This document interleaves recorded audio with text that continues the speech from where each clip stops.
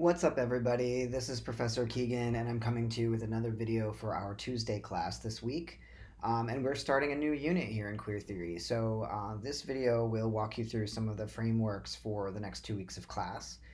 We're going to be looking at a number of texts focusing on affect and phenomenology. But before I do that, I quickly wanted to walk you through some reminders. I'm using the first slide of my slide deck to just kind of push some things to you that I think are important for you to be thinking about. And these are especially crucial, I think, because we're not really seeing each other um, in synchronous time. We're going to be talking about time in this unit. And therefore, there are things that you would be getting reminders about that might be sliding past you. So, the first one, which is really crucial, is that if you are a finishing senior, you do indeed need to apply to graduate. Please do not forget. Your major advisor should be reminding you about this, but perhaps they haven't, or perhaps it slipped your mind with all the chaos. So please do that if you are planning on receiving your degree at the end of this semester. Another reminder, registration is open for the next academic year. So all of us should be thinking about the return to seated classes that we will eventually be doing, and the fact that in the fall you should be, taking a totally new course load. So please remember to do that. Again, reach out to your major advisor if you need guidance. Certainly, I'm the advisor for the LGBTQ minor, so if you need any guidance about courses for the minor completion, you can always email me or text me or Slack me. Get in touch with me somehow and we can talk about that. But please do make sure that you're getting those seats because there's going to be a huge rush to get classes next year because of what's going on. So be aware of that. And as I mentioned, with our move to remote learning, I've decided to take a few supplemental texts off the syllabus.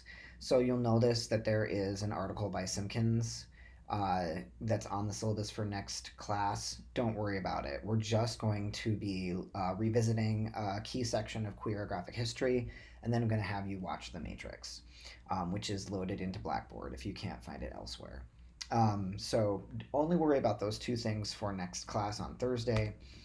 And as always, if you're having questions or issues, it's really crucial that you reach out to me, especially since we're not able to physically interact right now.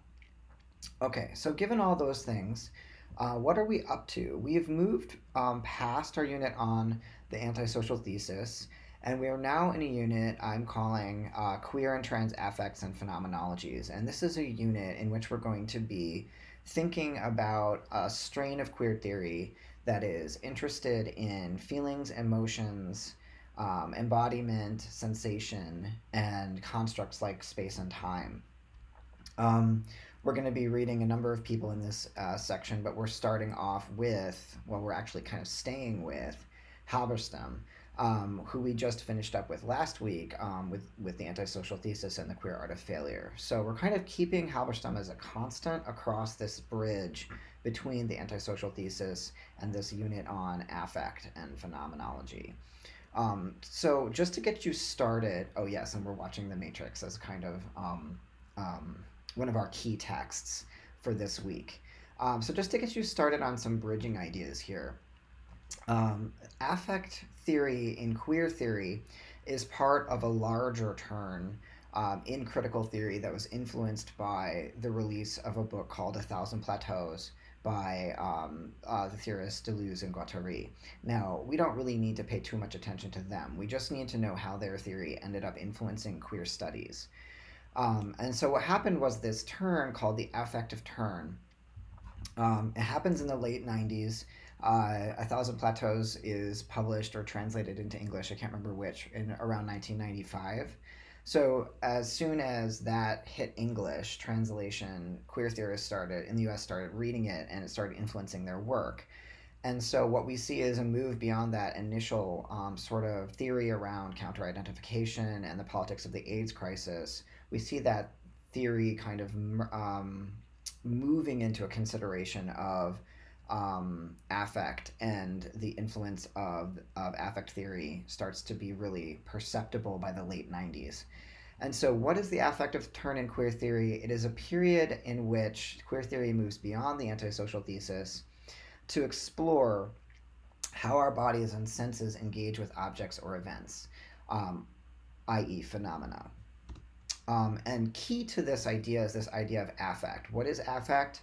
It's pretty abstract as a term. I think for the purposes of our course, we could say that it is the body's inherent potential for feeling or action in any given situation. It's kind of how the body responds to environments. I don't just mean biologically, I also mean emotionally. But affect is kind of the state before emotion or before physical response becomes apparent, where your body is capable of producing those things.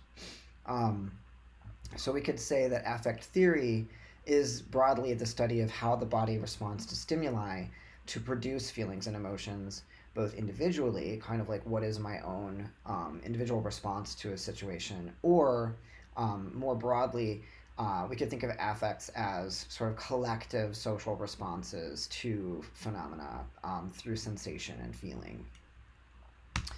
Phenomenology is a branch of philosophy that's quite important to this idea of affect. And it is the study of how stimuli appear to our senses and how our consciousness organizes those into agreed upon objects and events. So, phenomenologists got very interested in, say, how do we know what a table is? How do we know what a chair is? How do we come to socially agree on objects as meaning distinct things? What sort of properties does an object have to have, and how do they need to become apparent through the senses for us to look at the same object and say that we agree it is identical? And so we could think about the meaning of this for something like queer theory, where, one of the most fundamental questions about these theories is like, how do we say what a gender is? What properties have to be perceivable in a body to say that it fits on this side or that side of the gender binary? And so how do we agree upon those things? How have they changed over time? How have activists pushed on them to change the agreed upon definitions? Right, all those considerations become active when phenomenology gets brought into queer theory and into trans studies. So, phenomenology is concerned also with the structure of space and time and how those intersect to produce experience. Our senses are operating to produce experience. But in order to have experience, we must be situated, and we are situated in a certain time and place, which then affects the kind of relationship we can build between our consciousness and the environment. And so these are things we're going to be digging into a little bit, how these specific considerations affect the construction of gender and sexuality in the 21st century particularly. So that's just a little framing slide. The book Queerographic History actually covers this when they talk about affective and temporality terms. Mentioning Sedgwick, Ahmed, and Berlant, we are going to be reading Sarah Ahmed next week. Halberstam is also part of this group. A part of an affective turn in queer theory, turning their attention to emotional experience and the ways in which we affect and are affected by others through feeling. And mentioned here specifically is the piece we read for today. Munoz is right here. Halberstam is right here saying queer time refers to the potentiality of a life unscripted by the conventions of family, inheritance, and child rearing. This is a quote from the piece we read, but you'll notice that Munoz is also referenced, his work on queer imagined futures, which we're finishing class with, as well as work on these other things like ontology, nonlinear time, and also increasingly transgender studies scholars are working in this area as well, including myself. So all that is to say that we're going to be thinking about why we might want to theorize time and space, and what sorts of potentialities there are there for meaning making for queer and trans people. So broadly speaking, we could say we should study time and space because, much like gender and sexuality, time itself is socially constructed as an idea, And that idea organizes and enforces the normative systems that also structure gender and sexuality. So we could think about things like capitalism, and how time structures its speed of production, the speed at which capital accumulates and profits are made. We could think about wage earning hours as literally chunks of time that we sell our lives for capital, right? And also the time of investment and growth. We're living through a time where uh, like time profit time or investment time is literally being erased by a downturn in the market, so all the time spent in growing those investments is now time lost.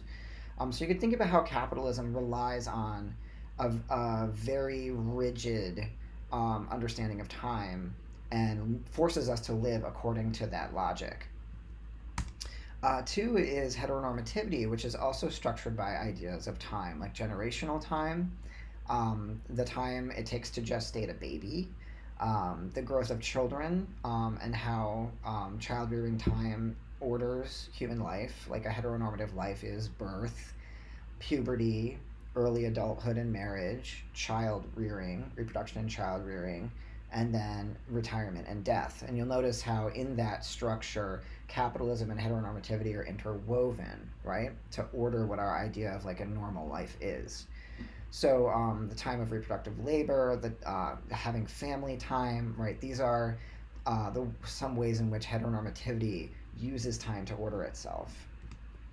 There's also whiteness, and how whiteness has, because it's attached to these developmental logics of social Darwinism and eugenics, has also a temporality to it, in which white people were thought of in those structures as more developed and therefore further ahead in time than other races, sort of closer to God or closer to the kind of most evolved type of man or human that the rational enlightenment was supposed to be kind of pushing us toward through progress.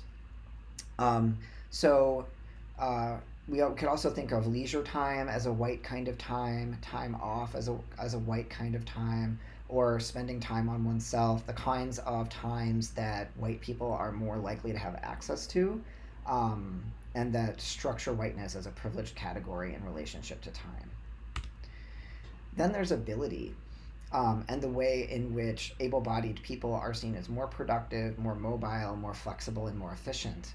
And the way that disability is seen as the opposite of those things. So people with disabilities are seen as not being able to be productive or move productively in time the way that capitalism, heteronormativity, and whiteness would expect.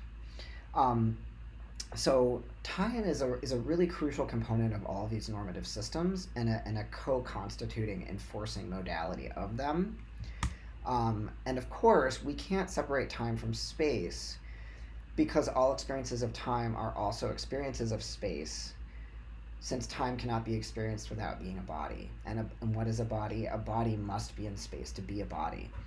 And so we'll be thinking more about space next week when we look at Ahmed's sexual orientation, her article. So we're going to be thinking about time now, but we can never fully separate that from space because the two must be lived simultaneously. Okay, so here's Halberstam. Remember Halberstam? Yes, from last week. We're looking at his piece, Queer Temporality and Postmodern Geographies. Notice how time, temporality, and space geography show up in this title together. Now, this piece is earlier than The Queer Art of Failure, but we can see how some of the thinking here would have led Halberstam to write that later book. This is actually the introduction to a 2005 book that Halberstam wrote called In a Queer Time and Place.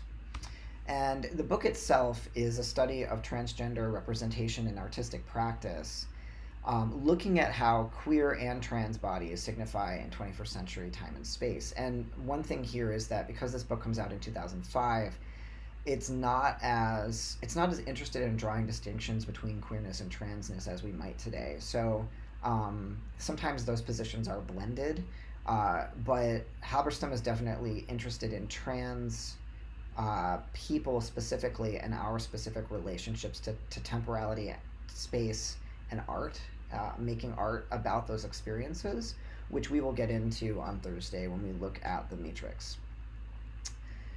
So, what does Halberstam say generally in this book?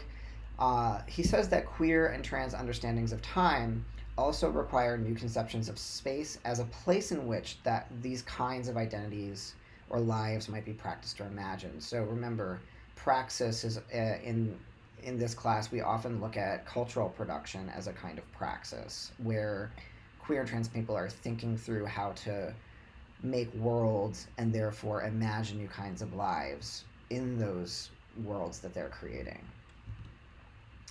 So Halberstam, in this book, wants to understand queerness as a way of relating to time specifically. He calls it both a moment, right, queerness in the moment, but then he also cites Sedgwick saying it is a crossing of temporality with force. And that leads us to the definition of queer and the etymology of that word, which at its root in Indo-European language means bent. So we could think about queerness as a bending off of a normative structure. And so when we think about the crossing of temporality, we're literally like thinking about crossing those temporal lines that order dominant social relations like heteronormativity, right? We're going to bend them, we're going to twist them. A crossing of temporality with force, and we'll talk more about this next week, that resists, right, counter-identifies, or disidentifies, right, to bring in Munoz. So we have the antisocial thesis and we have disidentification as options here with normative lines of space-time. Okay? So again, queerness can be a temporal or time-based relation to these structures just as much as it can be about desire or refusal, right? And we could think even about backwardness as a kind of relationship to the past. Remember with love last week? That implies a certain kind of relationship to history and to time itself. So those are Halberstam's general points. I want to dig a bit into how he defines queer time in this piece. He says that queer time resists normative institutions like family, heterosexuality, labor, and reproduction. I think queerness itself is pretty clearly in resistance to those normative regimes that Warner mentioned all the way back at the beginning of our course. But thinking about the time-based aspects of these normative structures is what Halberstam really wants to ask us to do here. He says that queerness and transness have the, quote, potential to open up new life narratives and alternative relations to time and space, unquote. And he adds to that some other points. He says, historically, queer time arises as a response to the annihilation of the AIDS crisis. So he's making this argument that there was a generational moment in which the time that queer people were living in and the time that straight people were living in fractured from one another. And he locates that in the generational experience of the AIDS crisis as an experience that for queer people dramatically changed their perception of time. And I'll talk about that idea a bit later in this video, but I just want to put my finger down on the point that Halberstam is pointing at the AIDS crisis as the moment where this happens.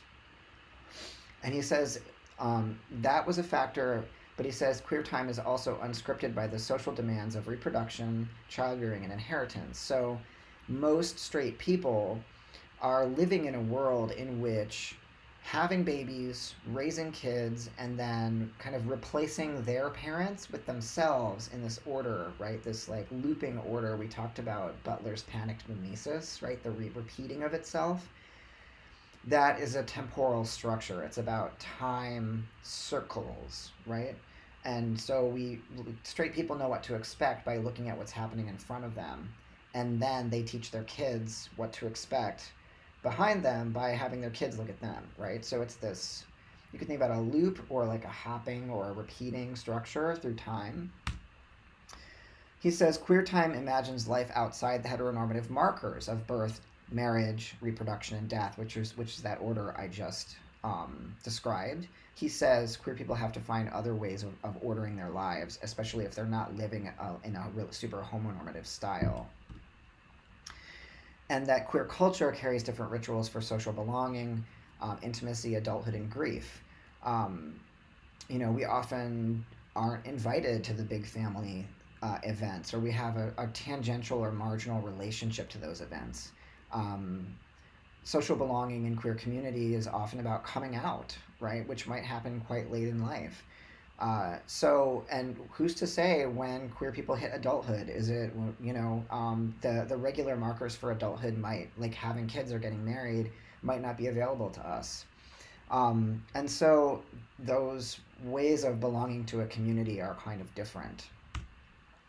And he says, lastly, queer time critiques how ideals of the normal are upheld by respectable, middle class, bourgeois temporalities of reproduction, maturation, longevity, and success. So here we see a little bit of a hint of Halberstam's ideas about failure. Um, Early on, long before he would write in a queer time, The Queer Art of Failure, he's thinking about in A Queer Time and Place, this book, these ways in which queer people fail to live according to the time-based logics of reproduction, maturity, longevity, like preserving your life for as long as possible, and success. Okay? So, in this book, he gives some examples of potential queer times. Like, what are they? Uh, the selfish time of voluntarily not having kids. You get to be a certain age and people kind of look at you weird if you don't have kids. You're supposed to have them. And so people who don't, especially queer people who are seen as selfishly kind of indulging in their sexuality, without the responsibility of kids, right? Um, that's seen as very self-indulgent in a way, and Halberstam's really interested in how that could be a queer kind of relationship to the social expectation to raise children. He talks about promiscuous time not ordered by monogamy, and just having one partner. He talks about junk time, which is actually a concept borrowed from William Burroughs. But really, what he just means is like time spent intoxicated on drugs, drunk, you know, um, having fun, clubbing, partying. Time of unworking or unemployment versus the productive time of earning money. Crip time versus ableist time. Um, we've talked about crip studies a little bit in this class, but crip time spent outside of the ableist logic of productivity and mobility, time that people with disabilities would be more likely to experience. Time spent in the closet. I think Heather loves idea of backwardness and like, is it so great to even be out as a queer subject? All this pressure and normative pressure that then starts to be applied, right? What if you just wanted to keep it to yourself? Um, is that bad? Is that a way of escaping some of these pressures or normativities, right? The time of failure, here we go, right? We see early on how Halberstam's already thinking about failure as a space of kind of productive resistance. Time of being ill, this is really pertinent right now with COVID-19. Time of procrastination, avoidance, and delay. I thought you'd probably love this as students. When we are, or Dory, right? Marlon calls Dory a delay fish, right? How, when we're procrastinating or avoiding, are we sometimes resisting capitalist logics of efficiency and productivity? How are we saying no to an understanding of time that means we should be working all the time, always, right? In what way could that be a queer relationship to this idea of success? Immature, irresponsible uses of time, spending time on the wrong things, and queer uses of time in film, music, dance, etc. And we've already kind of looked at an example of this because in The Living End, we see how, again, this contracted experience of generational time during the AIDS crisis and with AIDS, kind of shortening the lives of an entire generation of queer people, mostly gay men. We see the emergence of queer time, and we see it in a movie we've already looked at, The Living End, right? Where in this film, John's experience of time radically shifts and changes because of his seroconversion and his HIV diagnosis, where because time has gotten radically shorter, um, his perspective, values, behaviors radically change, right? So when Halberstam is saying this happened for a whole generation of people, right? We could start to think about how John's experience in this film kind of is a window into that experience as Iraqi was going, like, kind of witnessing it in the early 90s. But there are other examples that are maybe more less confrontational, maybe, and a little bit more intimate, like this piece from Felix Gonzalez Torres, who is a visual artist who passed away from AIDS, and I believe in like 1995, 1996. This piece is called Perfect Lovers, and it's from 1990. Um, in the piece, it's two identical store-bought black rim clocks, and it's dedicated to his lover, Ross Laycock, who passed away in 91. And the way this piece is set up in museums is that, or installations, is that when it's installed, the two clocks have to touch, um, and the minute and second hands have to be set in sync with one another, um, with the understanding that they would eventually go out of sync and then be reset, and the batteries would be replaced, and this would be done continuously as long as the piece was installed. And you might be thinking, kind of like, what is the point of this piece? I think it asks us to think about the sort of mirrored relationality of gay male sexuality, the sameness yet difference of same sex desire and love, with the two clocks right next to each other, right? But it's also about, the experience of HIV as, time always ticking, time always moving, and the inability to freeze time, and experience desire and love without that clock always running in the background. And we get a more intimate kind of sort of information about this piece from Gonzalez Torres's private correspondence with Laycock. In this letter to Laycock in 1988, after Laycock had been diagnosed with HIV, Gonzalez Torres writes to him saying, Lovers, 1988, with this little sketch of the piece.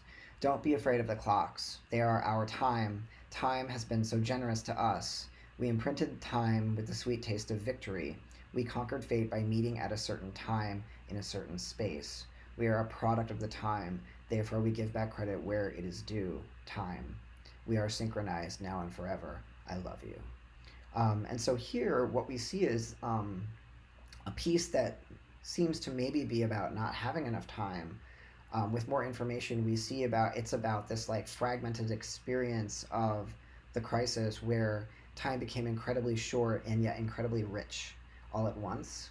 And it became generous time in a way, because the way in which the experience of time shifted meant that these two people could be together in a way that was fleeting and yet almost endless in a certain way, right? So I think that's maybe one way to maybe start thinking about what Halberstam's pointing at with queer time here. And I wanted to also put my finger down on trans temporalities and times, because Halberstam doesn't really separate them as much as we might now today, with the development of transgender studies as like a separate body, well, and linked body of theory. But what would be some times trans people would experience as different from what we might call cis time, right?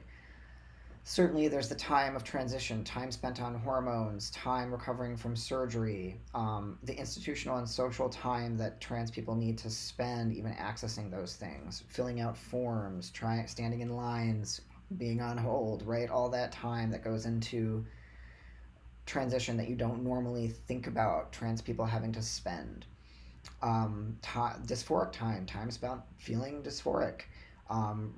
This is time that cis people do not experience. Um, Time spent passing or time passing, right? The time in which trans people move through the world knowing we're trans when other people don't, and how that separates us maybe from other folks. Um, Time of second puberty or youth, right? The fact that medical transition means that many trans people go through two puberties, And how could that maybe be thinking about a resetting of the clock or maybe time travel? Sorry, my camera froze. So I was saying that this time of second puberty or youth could be experienced as time travel, or even your life slowing down dramatically because you've gotten more time. So you're doing puberty twice. So it could even be seen as like an extension of your life or a doubling of your life. Folding time, where 2 points in time might touch in a way that shouldn't happen, the way that the categories of male and female are always supposed to be separated in our culture. So points coming together across time that should not be able to do so. Time spent in between genders or not having a recognizable gender, so not being on like that clear man or woman track of temporal development. Plastic or bended time, the way that trans people actually change the morphologies of our bodies through surgical or hormonal intervention, could be think of as a way of bending or shaping the body. So how might time also be a structure that we could bend and shape the same way? Time spent wandering outside of a category, or not toward any particularly gender specific goal, like off the track of adolescent development, in this way that puberty blockers might actually produce. And then alternative representations of time in transgender art or culture. And for this, I'm going to actually have us. Sorry, my computer's slowing way down. I'm going to have us take a look at this film, The Matrix, because not only is it a transgender authored film, but it's also famous for its unconventional and groundbreaking representations of time.